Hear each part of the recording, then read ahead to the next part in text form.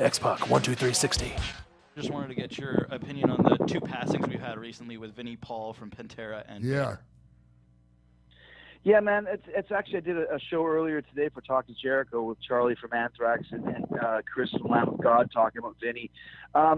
Vinnie was one of those guys. I will use this as an analogy that Sean can understand.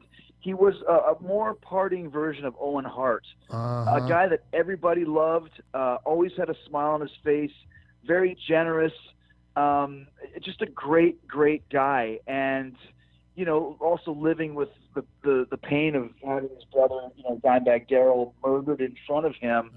You know, everybody loved the guy. And there was countless times, whether it was at his house in Dallas or his house in Vegas, you would stay up all night drinking, and then before you pass out, he's got to make breakfast for everybody. I'm not talking about waffles in a toaster. I'm talking full-on eggs and bacon and sausage and, you know, just one of those guys like, come on, we'll have some breakfast, man, and he would make it for you.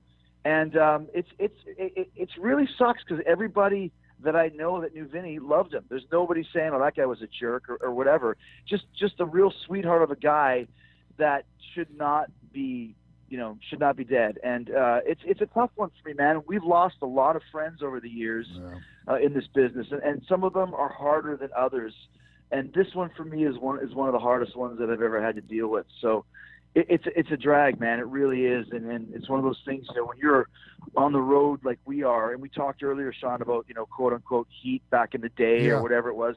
There's no heat, man. There's dudes that do what we love to do. We travel the world. We know the ups of it and we know the downs of it. We know the sacrifices that you have to make, the shitty things you have to deal with, the fuck ups that we make.